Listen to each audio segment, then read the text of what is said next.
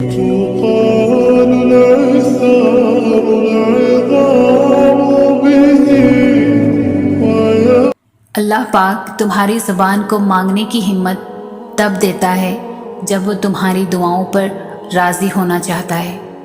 تمہارے دل میں بار بار ایک ہی چیز کا خیال آنا اس کی جانب سے اشارہ ہے کہ تم اسے مناؤ۔ وہ تو ان دعاؤں کے لیے بھی وسیلہ بناتا ہے جو تم نے اس سے کبھی مانگی ہی نہیں ہوتی، پھر وہ ان دعاؤں کو کیسے ادھورا چھوڑ سکتا ہے جنہیں تم تڑپتے ہوئے اس سے بار بار مانگتے ہو۔ اس دیری سے مت گھبراؤ، بس اتنا یاد رکھو کہ جو کام اللہ کی رضا کے لیے کیا جائے وہ عبادت ہے، پھر چاہے وہ انتظار ہو، یقین ہو، صبر ہو یا دعا ہو۔ ٹوٹے ہوئے دل سے نکلی ہوئی صدا کبھی بھی خالی نہیں جاتی، اور عبادت کا صلہ کبھی رائگاں نہیں جاتا۔ تو پھر یہ سب جانتے ہوئے بھی تم کیوں اس سے مانگتے ہوئے تھک گئے ہو جو تمہیں دیتے ہوئے نہیں تھکتا؟ تمہاری دعائیں ہی تمہارا یقین ہے کہ اللہ ضرور دے گا، اور کن محبت ہے اس کی کہ وہ دے دیتا ہے۔ اب قبولیت کے ذریعے اس کے ایک حکم پر رکے ہیں، اور اس کا حکم صرف تمہاری ایک پکار کا منتظر ہے۔ اللہ تو سنتا ہے ہر اس دل کی جو اس سے رجوع کرتا ہے۔ جو چھوڑ چکے ہیں سب آس اپنی، نئی امیدیں انہیں اپنے ذکر سے دلاتا ہے۔ وعدہ اس کے کہ انہیں کوئی بھی حقیقت سے خالی اس کے حکم کی تابع ہے یہ کائنات ساری۔ اس کی تدبیریں نہیں کسی حکمت سے خالی، بدلتی ہیں تقدیریں اس کے ایک کن سے ہوتی ہے محض توکل کی یہ بات ساری۔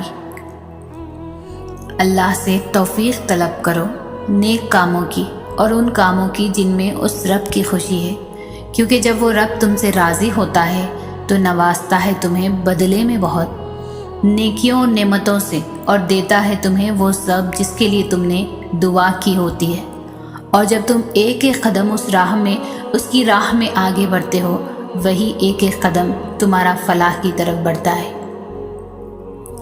جب اپنا غم کسی سے بیان نہ کر سکو، جب اپنی کیفیت کو خود ہی نہ سمجھ سکو، جب کوشش کر کے تھک جاؤ، ذہن کام کردہ چھوڑ دے، آنسوؤں میں کمی نہ آئے، تمام دن ایک سے گزرنے لگے تو خود کو تھکانا چھوڑ دو، سوچوں کے گرداب کو جھٹک دو، اپنا آپ حالات کے حوالے کر دو اس ایک ذات کے بھروسے۔ وہ اتنا رحیم ہے کہ اس پر بھروسہ کرنے والوں کو تنہا نہیں چھوڑتا، اسے امید دیتا ہے، دلاسا دیتا ہے، اپنے ہونے کا یقین دلاتا ہے، مشکل میں ڈالتا ہے تو خود ہی اس مشکل سے نکلنے کا وسیلہ بھی بن جاتا ہے، امتحان لیتا ہے تاکہ صابر بنو، آزمائش میں ڈالتا ہے تاکہ شاکر رہو، رلاتا ہے تاکہ صاف دل چپ رہو، چپ بھی کرواتا ہے تاکہ یقین رکھو، جگہ جگہ اپنے ہونے کی، اپنے ساتھ کی یقین دہانی کراتا ہے۔ نہ تو تیرے رب نے تجھے چھوڑا ہے، اور نہ وہ تجھ سے بیزار ہو گیا ہے۔ سکون ملتا ہے نا یہ پڑھ کے، اور وہ چنتا انہی کو ہے جن کو وہ خاص کرنا چاہتا ہے۔ پھر غم کس بات کا، یہ بات بھی کتنا سکون دیتی ہے کہ ہمیں روتے ہوئے کوئی اور نہیں بلکہ ہمارا خالق دیکھ رہا ہے، ہمارے آنسو خالص ہو رہے ہیں۔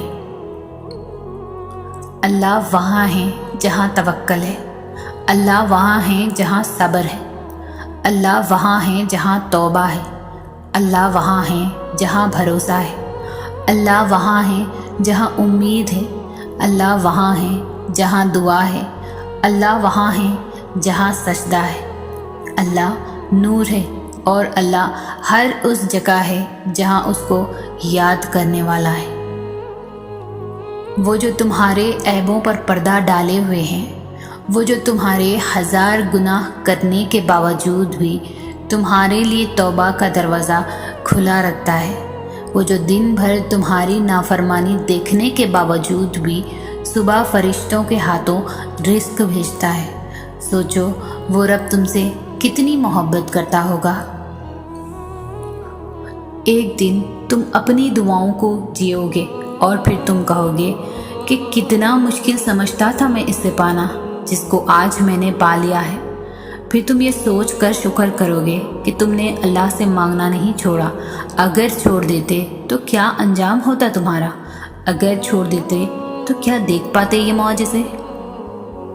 اللہ تو سب کا ہے، لیکن جب اس کے آگے سجدہ ریز ہوتے ہیں تو ایسا لگتا ہے کہ جیسے اللہ صرف میرا ہے، صرف مجھے وہ دیکھ رہا ہے، صرف مجھے وہ سن رہا ہے، صرف میں اور میرا اللہ ہے۔ اور ایسا تب ہوتا ہے جب صرف سجدہ نہیں بلکہ سجدہ محبت ادا کیا جاتا ہے۔ اپنے رب سے چپکے باتیں کرنا، اپنی من پسند چیزوں کی ڈیمانڈ کرنا، فرمائش کے بعد اپنی مانگی ہوئی چیزوں کے ملنے کا انتظار، اپنی دعاؤں کی قبولیت کا یقین اور اپنے رب پر بھروسہ ہے۔ یہ سب وہ فیلنگز ہے جو اللہ کے ساتھ کنیکشن سٹرونگ کرنے کی بیسک وجہ ہے۔ ایک ایسا احساس جس کا کوئی نعم البدل نہیں۔ اس دنیا کا سب سے خوبصورت احساس یہ ہے کہ اللہ محبت ہی محبت ہے۔ میں اگر اللہ کے لفظ کو ڈیفائن کرنا چاہوں تو میرے نزدیک وہ لفظ محبت ہوگا، شاید یہ بھی بہت چھوٹا سا لفظ۔ تڑپ جب دل میں اترتی ہے تو دل رات کے آخری پہر میں اللہ کو ڈھونڈنے لگتا ہے، اور جانتے ہو وہ اپنی تلاش کی طلب لگاتا ہی تب ہے جب وہ چاہتا ہے میرا بندہ مجھ تک پہنچ جائے۔ پھر رب کے آگے جھکنے سے، اپنی غلطیاں تسلیم کرنے سے، خود کو اس کے سپرد کر دینے سے وہ اللہ آپ کی روح میں سما جاتا ہے، ساری الجھنیں سلجھا دیتا ہے، ساری پیاس بجھا دیتا ہے۔ تڑپ سچی ہو تو وہ رب ہاتھ تھام کر سیدھی راہ پر لاتا ہے۔ وہی سب سے بڑا قدردان ہے، وہ ہمارا ساتھ کسی بھی حال میں نہیں چھوڑتا۔ جب تم غم سے پریشان ہوتی ہو، جب تم اللہ سے دعائیں کر کے آنسو بہاتی ہو، جب تمہیں لگ رہا ہوتا ہے کہ سب ختم ہو گیا، جب تمہیں لگ رہا ہوتا ہے کہ تمہاری دعاؤں کو سنا نہیں گیا، جب تمہیں لگ رہا ہوتا ہے کہ اب جواب نہیں آئے گا، تب اللہ تعالیٰ تمہیں دیکھ کر مسکرا رہے ہوتے ہیں، تمہاری دعاؤں کو سن رہے ہوتے ہیں۔